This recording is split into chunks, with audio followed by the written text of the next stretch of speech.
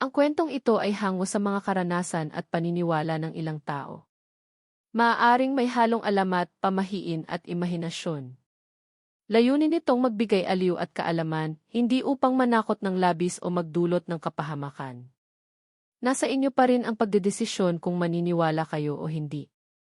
Sa isang baryong malayo sa syudad, may mga kasabihang hindi kailanman namatay, mga kwentong bumabalot sa katahimikan ng gabi, mga bulong na dala ng hangin, at mga lihim na isinasalaysay ng matatanda.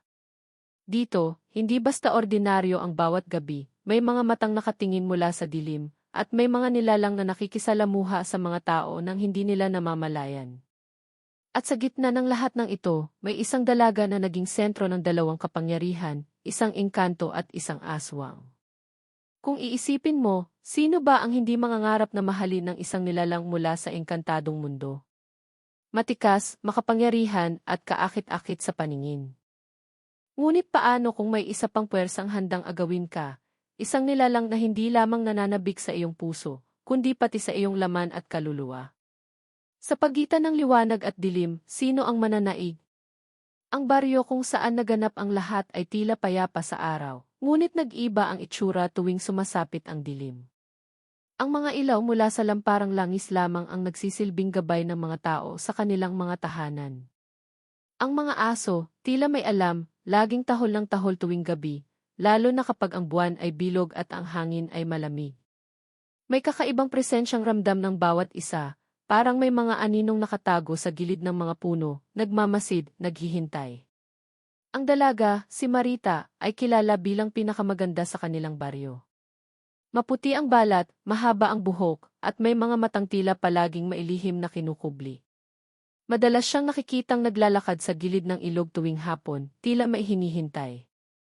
Ang mga kababaihan ay naiinggit sa kanya, at ang mga kalalakihan naman ay hindi maitago ang paghanga.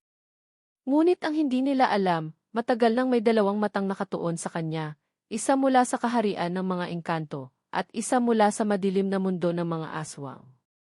Una siyang napansin ng engkanto nang minsang maligaw siya sa kakahuyan.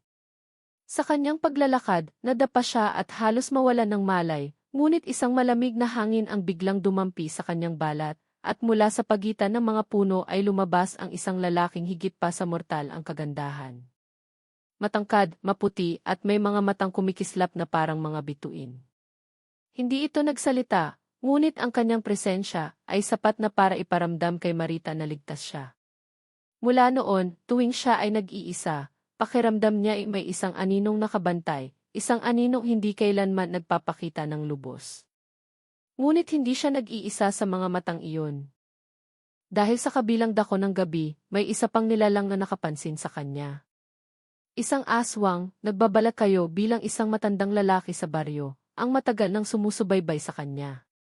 Sa bawat pagtunog ng kampana tuwing hating gabi, naririnig ni Marita ang kaluskos sa bubungan ng kanilang bahay, tila ba may mabigat na nilalang na nagmamasid mula sa itaas. Ang kanyang ina ay laging naglalagay ng bawang at asin sa mga bintana, ngunit ramdam ni Marita na hindi iyon sapat. Habang lumilipas ang mga gabi, nagsimula siyang managinip ng mga kakaibang bagay, isang lalaking nag-aalok ng pag-ibig at proteksyon, at isang nilalang na nag-aalok ng kapangyarihan, ngunit may kapalit na takot.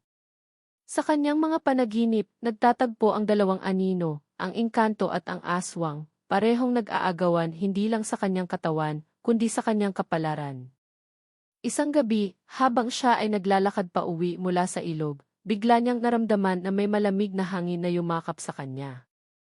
Sa kanyang tainga, may bulong na hindi niya mawari kung galing ba sa tao o hindi, sa akin ka lamang.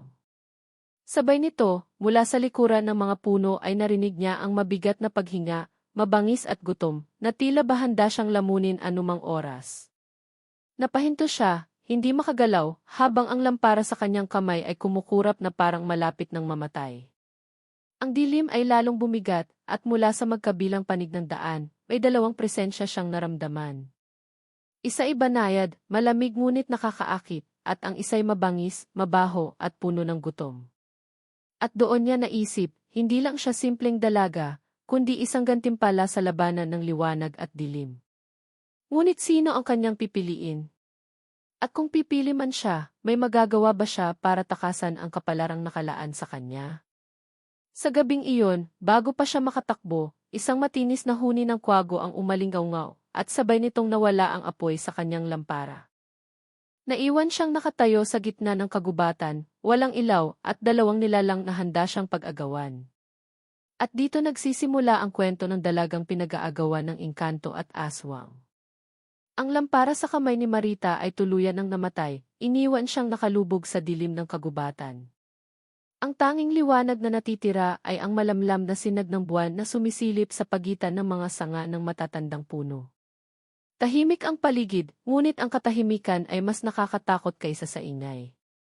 Naririnig niya ang pintig ng sarili niyang puso, mabilis at malakas, habang ang malamig na hangin ay dumadampi sa kanyang balat na parang mga daliring humahaplos ng pilit. Muling umalingaw-ngaw ang matinis na huni ng kwago, ngunit ngayon ay sinabayan ito ng kaluskos ng mga tuyong dahon sa lupa. Marahang gumalaw ang kanyang mga mata, ngunit hindi niya makita kung saan nagmumula ang mga tunog. Parang palapit ng palapit, minsan sa kaliwa, minsan sa kanan, hanggang sa pakiramdam niya ay napapalibutan na siya ng mga aninong hindi nakikita. Napakapit siya ng mahigpit sa hawakan ng lampara, kahit wala na itong apoy, para bang iyon na lang ang tanging proteksyon niya. Biglang may malamig na hangin na dumampi sa kanyang batok, at kasunod nito ay isang tinig na pabulong ngunit malinaw, "Huwag kang matakot, ako'y naririto." Napalingon siya sa kaliwa at doon, sa pagitan ng mga puno, muling lumitaw ang lalaking engkanto. Nakasuot ito ng maitim na kasuotan na tila gawa sa tela ng gabi, at ang kanyang mga mata ay kumikislap, halos nakakaakit na parang mga bituin sa kalangitan. Ngunit may kakaibang bigat sa kanyang presensya, hindi lamang proteksyon ang kanyang dala, kundi isang pag-angkin na hindi madaling takasan. Bago pa siya makapagsalita, isang ungol ang gumimbal sa kanilang paligid. Mula sa kanan, isang anyo ang dahan-dahang lumitaw sa dilim. Ang katawan ay payat at baluktot, ang balat ay tila nasunog sa araw, at ang mga mata ay pula at gutom. Ito ang aswang, hindi na nagtatago sa kanyang balat kayo bilang tao. Ang kanyang bibig ay bukas, nakalitaw ang mahahabang pangil, at ang dila ay humahaba na parang ahas na handang sumungkit. Napaluhod si Marita sa takot, ngunit hindi siya makapili kung kanino tatakbo. Ang engkanto ay nakaunat ang kamay, tila inaanyayahan siyang lumapit. Ngunit ang kanyang tinig ay malamig at matigas, "Ako ang magliligtas sa iyo, ngunit ikaw ay akin." Samantalang ang aswang, sa kabila ng anyo nitong nakakasindak, ay may isang kakaibang ngiti, ngiting parang may sikreto siyang alam tungkol kay Marita na hindi pa nito natutuklasan. Mula sa malayo, tila biglang nag-iba ang hangin.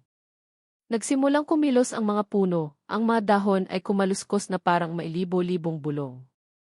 Ang lupa ay bahagyang umuga, at ang malamig na simoy ng hangin ay naging mabigat, para bang may nagbabantang dumating pa na mas malakas na puwersa. Marahang tumayo si Marita, nanginginig ang tuhod, at hindi niya alam kung saan hahakbang.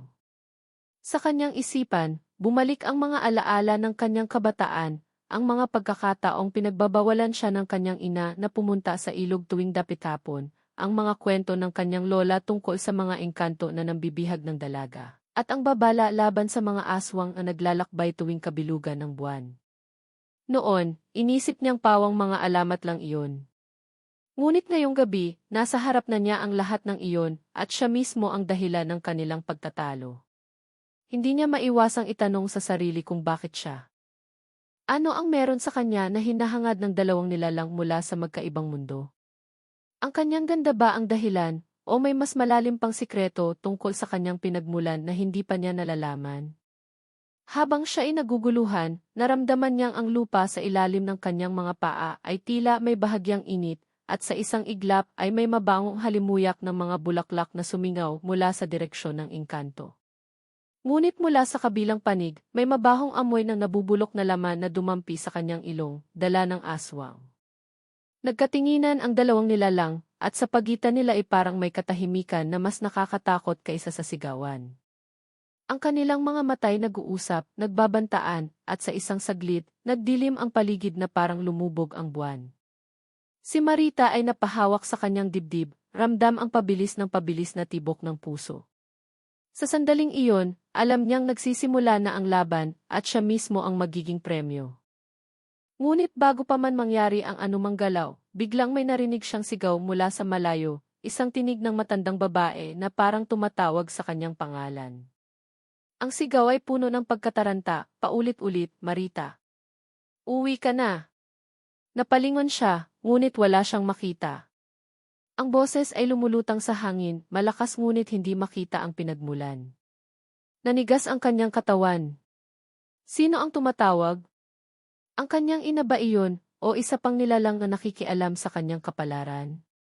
Sa gitna ng kagubatan, hindi niya alam kung alin ang totoo at alin ang panlilinlang. At sa mismong sandaling iyon, parehong humakbang ang engkanto at ang aswang papalapit sa kanya, sabay-sabay, at iniwan siyang wala ng mapagpipilian, kundi ang huminga ng malalim at ipikit ang kanyang mga mata. At doon nagpatuloy ang gabing puno ng hiwaga, na walang kasiguraduhan kung siya ba ay maililigtas, o tuluyan ng magiging bihag ng dilim. Nang imulat muli ni Marita ang kanyang mga mata, halos hindi na niya maaninag ang paligid. Ang kagubatan ay tila na bago, ang mga punong dati pamilyar ay naging matatayog na anino na nakadungaw sa kanya, at ang lupa ay nagmistulang basang-basa na parang hinihigop ang bawat hakbang niya. Sa kanyang kaliwa, ang engkanto ay nakatayo pa rin, ngunit ang kanyang anyo'y nag-iba. Ang kanyang kagandahan ay nananatili, ngunit ngayon ay mas malinaw na ang liwanag na bumabalot sa kanya, tila isang apoy na malamig at kumikislap. Habang nakatingin kay Marita, ang kanyang mga mata ay puno ng pag-aari, hindi ng pagmamahal, kundi ng kagustuhang hindi siya makawala. Samantala, sa kanan niya, ang aswang ay lalo pang nagiging nakakasindak. Ang kanyang katawan ay unti-unting lumalaki, ang mga buto ay lumalagutok, at ang kanyang balat ay nagbibitak, lumalabas ang makintab at malansa nitong laman. Ang bawat paghinga nito ay parang halinghing ng hayop na sugatan at gutom. Unti-unti itong yumuyuko, halos gumagapang, habang ang dilay umaabot, tumatama sa lupa at nag-iiwan ng basang bakas na amoy patay na hayop. Hindi alam ni Marita kung saan siya pupunta. Ngunit bago pa siya makagalaw, biglang dumaluyong ang hangin, at sa paligid niya ay naglitawan ang mga liwanag na parang alitaptap. Sa unay nakakaaliw tingnan, ngunit nang magtagal, napansin niyang hindi mga insekto ang mga iyon, mga maliliit na aninong-anyong tao, nagmumukhang mga bata, ngunit walang mukha. Isa-isa silang lumapit sa kanya, umiikot, sumasayaw, at sa kanilang mga bulong ay naririnig niya ang salitang paulit-ulit, sumama ka na, napalayo siya ng kaunti, nanginginig sa takot. Subalit habang lumalayo, lalo namang nagdidilim ang paligid. Wala siyang mapuntahan. Parang ang kagubatan mismo ay nagsasara, at siya ang sentrong pinag-aagawan ng lahat ng nilalang sa paligid. Kasabay nito, biglang sumingit ang isang alaala sa kanyang isip. Noong siya'y bata pa, isang matandang albularyo ang minsang tumingin sa kanya sa pista ng baryo. Tinitigan siya nito ng matagal bago nagsalita, "Dalaga, huwag kang lalayo sa liwanag ng inyong tahanan. May mga matang nagmamasid sa iyo. Ang iyong dugo ay hindi ordinaryo." Noon, hindi niya iyon pinansin.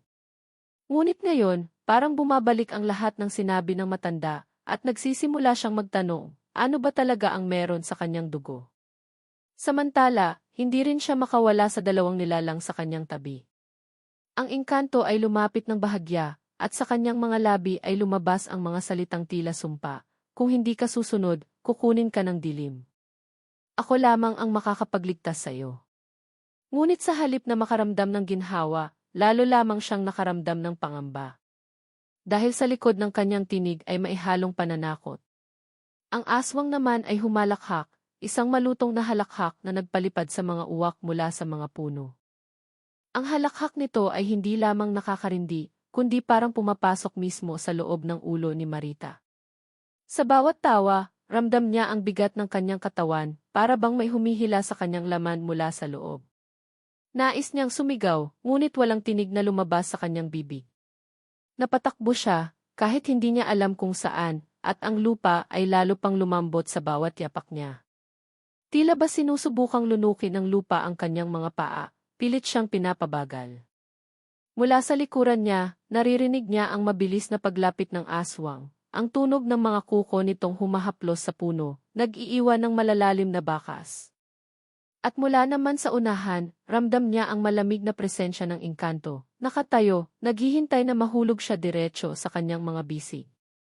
Ngunit bago pa man siya tuluyang matablan ng alinman sa kanila, isang bagong tunog ang gumambala sa lahat.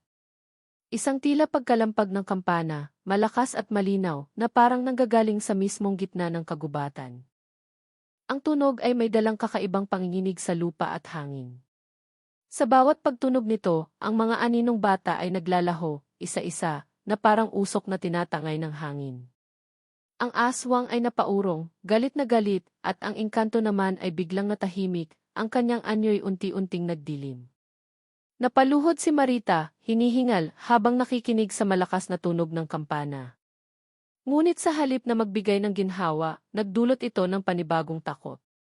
Dahil alam niya, wala namang kampana sa kagubatan. Sino ang tumutunog nito? At bakit tila iyon ang nagtataboy sa lahat ng nilalang?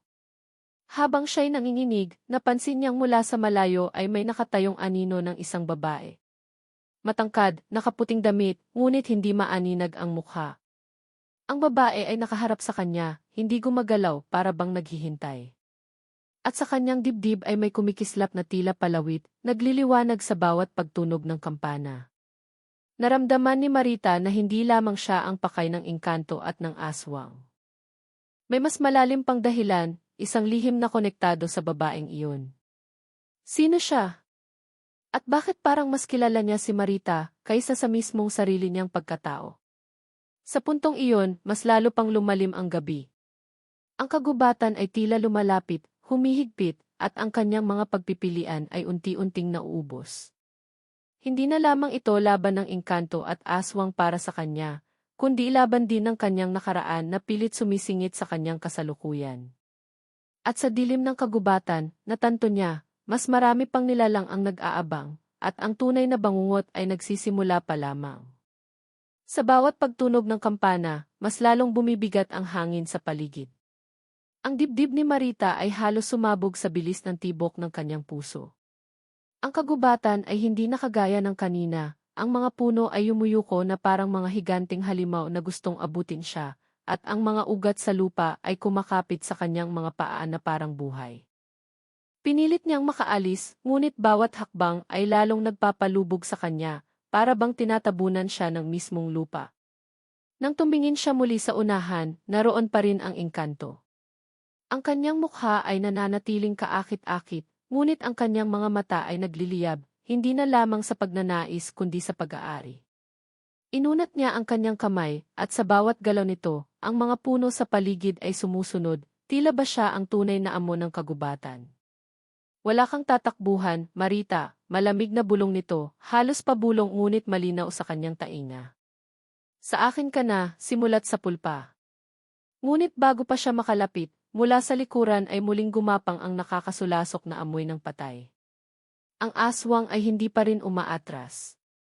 Ang kanyang katawan ay lalo pang nagbago, mas mahaba na ang mga kuko, mas baluktot ang kanyang anyo, at ang kanyang mga mata ay pulang-pula na parabang apoy ng impyerno. Nakanganga ito habang umaagos ang laway, sabay sambit ng tinig na parang dalawang boses na pinagsama, ang dugo mo aking iyan. Napaluhod si Marita, pinilit takpan ang kanyang mga tainga, ngunit kahit anong gawin niya, ang mga bulong at ungol ay pumapasok pa rin sa kanyang isipan. Ang mga aninong bata na nawala kanina ay muling nagsilabasan, ngunit ngayon ay mas nakakatakot, ang kanilang mga bibig ay bukas na parang sumisigaw, ngunit walang tunog na lumalabas.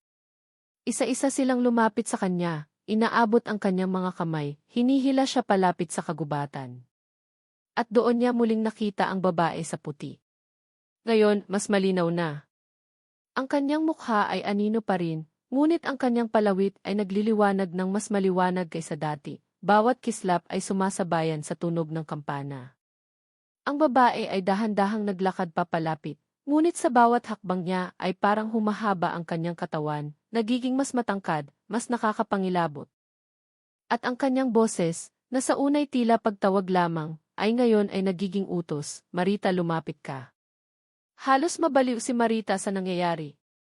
Sa kaliwa niya, isang nilalang na nagnanais siyang bihagin sa walang hanggang pag-aari.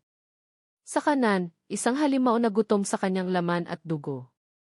At sa harap niya, isang misteryosong babae na tila may alam tungkol sa kanyang pagkatao. Ngunit ang bawat presensya ay nagbibigay ng matinding takot.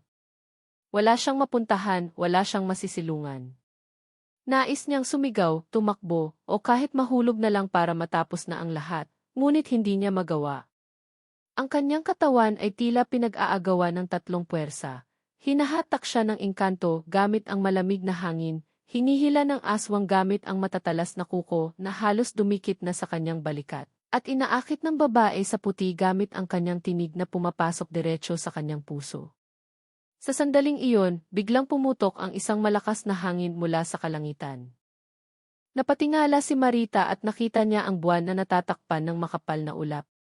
Ang dilim ay naging lubos at ang kagubatan ay nagmistulang ibang mundo na hindi niya nakikilala. Sa loob ng kadilimang iyon, mas malinaw ang mga mata ng engkanto at aswang, parehong nagliliyab, parehong gutom, parehong handa. Naramdaman ni Marita ang malamig na kamay ng engkanto na dumikit sa kanyang braso. Ang haplos nito ay parang yelo, nanunuot hanggang sa kanyang buto. Kasabay nito, ang kuko ng aswang ay halos bumaon sa kanyang balikat, mainit at malansa, parang apoy na umaagos sa kanyang dugo. At mula sa harapan, ang babae sa puti ay nakatayo na lamang, pinagmamasdan siya, habang ang kanyang palawit ay nagiging mas maliwanag, halos nakasisilaw. Hindi na alam ni Marita kung alin ang mas nakakatakot, ang mahulog sa bisig ng engkanto, ang mapilas ng aswang, o ang sumama sa misteryosong babae na tila naglalaman ng lahat ng kanyang mga lihim. Ang kanyang paghinga ay naging mabigat, ang kanyang mga mata ay halos lumuha, at sa kanyang isip ay nagdasal siya na sana ay magising na lamang mula sa bangungot na ito. Ngunit ramdam niyang hindi ito panaginip, ito ay kanyang kapalaran.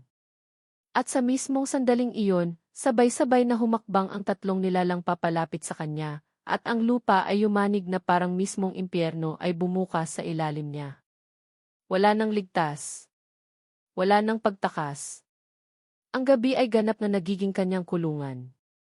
Ang lupa ay patuloy na yumanig habang ang tatlong nilalang ay unti-unting sumasara kay Marita.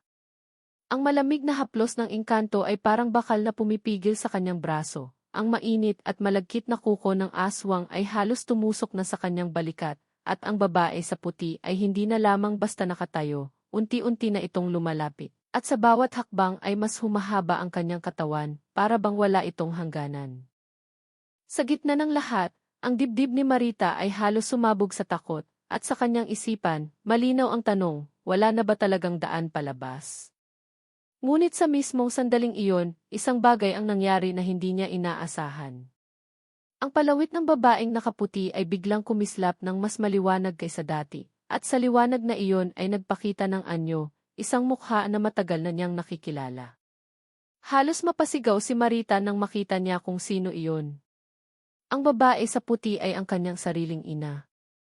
Ngunit hindi ito ang ina na kanyang kilala, hindi iyon ang ina na nag-aalaga at nagtatanggol sa kanya mula sa mga kwentong nakakatakot. Ang mukha nito ay parang walang emosyon, malamig, at ang mga mata ay walang puti, puro itim lamang, tila ba isang nilalang na matagal nang iniwan ang pagkatao. Anak, bulong nito, sabay tingin kay Marita na puno ng kakaibang puwersa. Simulat sa pool, hindi ka ganap na tao. Ang iyong dugo ay bunga ng kasunduan. Nanlaki ang mga mata ni Marita. Ang mga sinasabi ng albularyo noon ay totoo pala, hindi siya isang ordinaryong nilalang. Ang kanyang ina, bago pa siya ipanganak, ay may kasunduan, isang pangako sa mga engkanto at sumpa sa mga aswang. Kaya't ngayon, pareho siyang inaangkin ang dalawang mundo. Ang engkanto ay bumiti, mas mapanganib kaysa dati. Tama siya, bulong nito. Ikaw ay anak ng dalawang mundo. Ikaw ang susi sa pagtawid ng liwanag at dilim. Samantalang ang aswang ay humalakhak ng malakas, halos yumanig ang mga puno. Hindi siya magiging susi kundi magiging pagkain. Ang kanyang dugo ang magpapatatag sa aming lahi. Pakiramdam ni Marita ay bumagsak ang buong mundo sa kanya. Ang lahat ng takot na kanyang nararamdaman ay hindi lamang dahil sa banta ng pagkamatay, kundi dahil sa katotohanang hindi niya nalubos kilala ang sarili. Kung ang kanyang dugo ay bunga ng kasunduan, ibig sabihin ba nito'y wala na siyang kalayaan? Ibig sabihin ba inakatakda na ang kanyang kapalaran mula pa sa simula? Nagsimula siyang umiyak, ngunit walang luha ang lumalabas. Sa halip, ang kanyang mga mata ay nagdilim, at sa sandaling iyon, naramdaman niya ang kakaibang init sa kanyang mga ugat. Ang kanyang katawan ay parang binabalot ng dalawang magkaibang lakas, isang malamig na liwanag mula sa engkanto at isang mainit na apoy mula sa aswang. Pinipilit siyang hatiin ng dalawang puwersa, at pakiramdam niya ay mababasag siya anumang oras. Ang kanyang ina, o ang nilalang nakahawig nito, ay lumapit pa. Anak, kailangan mong pumili, malamig na bulong nito. Kung pipiliin mo ang liwanag, ikaw ay magiging reyna ng kanilang kaharian. Kung pipiliin mo ang dilim, ikaw ay magiging pinagmumulan ng walang hanggang lakas ng mga aswang. Ngunit kung hindi ka pipili, ikaw ay mawawala, at ang iyong kaluluwa ay magiging pagkain ng mga walang mukha. Napalibutan muli si Marita ng mga aninong bata, ngunit ngayon ay mas malapit na sila, nakadikit sa kanyang balat. Ramdam niya ang lamig ng kanilang mga kamay habang hinahatak siya pababa, patungo sa basang lupa na parang bunganga ng isang impyerno. Pilit niyang kumakawala, ngunit ang mga kuko ng aswang at ang kamay ng engkanto ay humihigpit palalo. Sa puntong iyon, wala siyang magawa kundi isigaw ang tanong na kumakain sa kanyang isipan, bakit ako? Ngunit walang sumagot. Tanging mga halakhak, bulong, at huni ng gabi ang umalingaw-ngaw. Habang mas lalo siyang pinipilit ng dalawang nilalang, napansin niya ang kanyang ina na unti-unting nagiging usok, hanggang sa mawala ito at ang naiwan lamang ay ang palawit na bumagsak sa lupa, patuloy na nagliliwanag.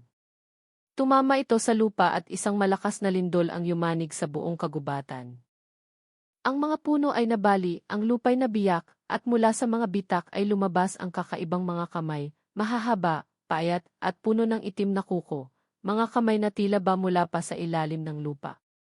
Ngayon, hindi lamang engkanto at aswang ang kalaban niya. May mas malaking puwersa pang kumikilos, at siya ang sentro ng lahat. Ang kanyang sigaw ay umalingaw sa dilim, ngunit walang nakarinig. Walang dumating na tulong. At dito, naiwan si Marita na pinipilit ng tatlong magkaibang kapangyarihan, ang kagustuhan ng engkanto, ang kasakiman ng aswang, at ang panawagan ng mga nilalang mula sa ilalim ng lupa. Wala na siyang mapuntahan, wala na siyang ligtas. Kung ikaw ang nasa sitwasyon niya, ano ang gagawin mo? Pipiliin mo ba ang liwanag, ang dilim, o hahayaan mo na lamang lamunin ng lupa ang iyong kaluluwa? At sa tingin mo makakaligtas pa kaya si Marita? Ang kagubatan ay halos magiba sa lakas ng lindol habang si Marita ay patuloy na hinahatak ng tatlong puwersang naglalaban-laban para sa kanya. Ang engkanto ay mahigpit ang pagkakahawak sa kanyang braso, malamig at tila nagielo ang kanyang balat. Ang aswang ay halos mabali ang kanyang balikat sa lakas ng pagkakakapit ng matatalim nitong kuko. At mula sa lupa, ang mga payat at mahahabang kamay ay lumalabas paunti-unti, pilit siyang hinihila pababa. Ang kanyang katawan ay halos mabali sa magkakaibang direksyong humihila sa kanya, at ang kanyang isipan ay puno ng nakakasakal na bulong, halakhak, at nakabibinging katahimikan. Napatingin siya sa lupa at nakita ang palawit na iniwan ng kanyang ina. Sa gitna ng kaguluhan, iyon lamang ang nagbibigay ng kakaibang liwanag. Pinilit niyang abutin iyon, kahit ang mga kamay ng mga aninong bata ay pilit siyang hinihila. Nakagat niya ang kanyang labi, ramdam ang dugo sa kanyang bibig, at sa huling lakas ng kanyang katawan ay naabot niya ang palawit. Sa mismong sandaling iyon, isang nakakasilaw na liwanag ang kumalat sa paligid, at napabitaw ang engkanto at aswang sa kanya. Ngunit hindi iyon nagdala ng ginhawa. Sa halip, ang liwanag mula sa palawit ay biglang pumasok sa kanyang katawan, dumaloy sa kanyang dugo, at nagising ang isang lakas na hindi niya inaasahan. Ang kanyang mga mata ay nagdilim, at ang kanyang balat ay kumislap na tila pinaghalong liwanag ng engkanto at apoy ng aswang. Ang kanyang katawan ay nanginig, hindi sa takot, kundi dahil sa kapangyarihang unti-unting kumakain sa kanya. Ang engkanto ay napaatras, ngunit hindi ang kanyang mga mata, punong-puno ito ng pagnanasa at takot. Ikaw ang inaasahan naming maging reyna, ngunit masyado kang malakas, bulong nito. Samantalang ang aswang ay napahalakhak ng malakas, at sabay sigaw, kung ganyan ang iyong anyo, ikaw ay higit na masarap. Ibigay mo sa akin ang lahat ng iyon. Naramdaman ni Marita na hindi na siya ordinaryong tao. Ang malamig na hangin ng engkanto at ang apoy ng aswang ay sabay na dumadaloy sa kanyang katawan, ngunit ang kapangyarihan ay parang naglalaban sa loob niya. Ang kanyang katawan ay nanginginig at halos sumabog siya sa bigat ng kapangyarihang iyon. Sa isang iglap, sumigaw siya at mula sa kanyang palad ay lumabas ang nakakasilaw na liwanag na nagtaboy sa mga aninong bata na nakapalibot sa kanya. Isa-isa silang sumabog na parang usok, naglaho sa hangin. Ngunit habang siya ay lumalaban, mas lalo ring lumalala ang kagubatan. Ang mga puno ay nag-umpugang parang mga halimaw na nag-aaway, at mula sa mga bitak ng lupa ay lumabas ang mas malalaking nilalang, mahahabang katawan na payat, walang mukha, at mga kamay na parang bangin. Hindi lang pala siya pinag-aagawan ng engkanto at aswang, ang lupa mismo, ang dilim na nagkukubli sa kagubatan, ay nagnanais ding kunin siya. Sa kanyang desperasyon, itinapat niya ang palawit sa aswang na papalapit. Isang malakas na sigaw ang lumabas mula sa kanyang dibdib, at ang liwanag ay tumagos diretso sa halimaw. Ang katawan ng aswang ay nagsimulang masunog, nagbitak, at humalakhak ng masakit bago tuluyang naghiwa-hiwalay ang kanyang laman at naglaho bilang abo. Ngunit hindi siya nakaramdam ng tagumpay, dahil sa bawat pag-atake, ramdam niyang ang kapangyarihan mula sa palawit ay unti-unting sumisipsip din sa kanyang lakas, kinukuha ang kanyang kaluluwa. Nakita ito ng engkanto at sa halip na umatras, siya ay lumapit. Marita, bitawan mo iyan. Kung hindi, ikaw mismo ang mawawala. Ang kanyang tinig ay puno ng takot, ngunit halata ang kasinungalingan, gusto niya ang kapangyarihan, hindi ang kaligtasan ni Marita. Ngunit hindi na nakapag-isip si Marita.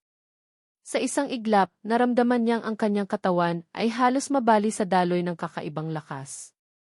Ang kanyang mga mata ay nagdilim, at mula sa kanyang bibig ay lumabas ang tinig na hindi kanya, ako ang magiging tulay ng liwanag at dilim. Ang engkanto ay napatigil, nanlaki ang mga mata at sabay bigkas, hindi imposible. Bago pa siya makalapit, itinapat ni Marita ang palawit at isang mas malakas pang liwanag ang lumabas, tinamaan ang engkanto. Ang kanyang katawan ay nagmistulang salamin na nabasag, unti-unting nadurog at naglaho sa hangin.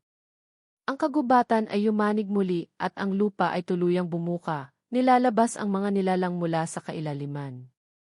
Ngunit hindi na ang engkanto o aswang ang kalaban, ngayon, si Marita mismo ang naging sentro ng lahat ng dilim at liwanag, at siya ang hinahanap ng bawat nilalang.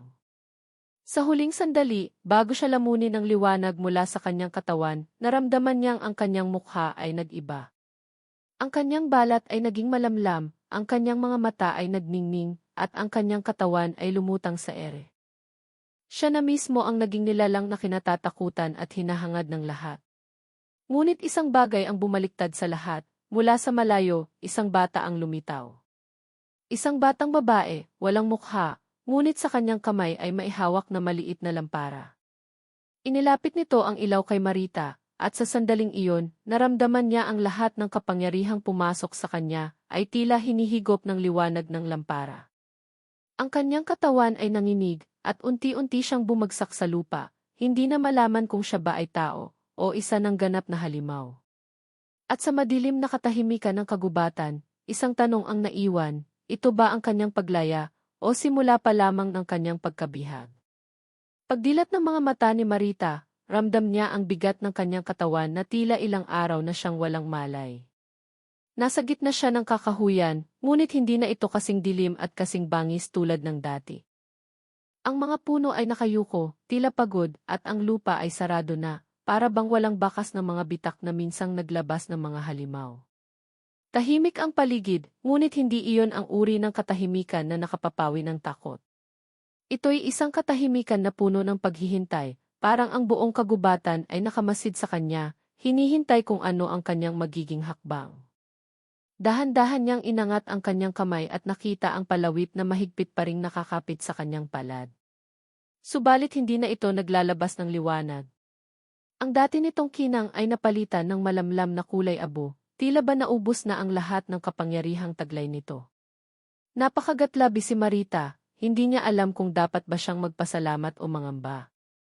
Naalala niya ang batang walang mukha na maihawak na lampara.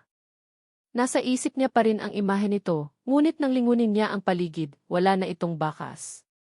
Wala ring lampara, wala ring liwanag. Nagtangkang tumayo si Marita, ngunit ramdam niyang iba na ang kanyang katawan. Ang bawat hakbang niya ay may kasamang panginginig, hindi lamang dahil sa panghihina, kundi dahil may kung anong pagbabago na naganap sa kanyang dugo at laman. Naramdaman niya ito nang ilapat niya ang kanyang kamay sa isang puno. Ang balat nito ay kumislap ng bahagya, at narinig niya ang mahihinang bulong mula rito, mga tinig na hindi niya maunawaan. Agad niyang binawi ang kamay, nanginginig. Hindi na siya basta tao. Sa kanyang paglalakad pa uwi, sumalubong sa kanya ang tila pagod na liwanag ng buwan.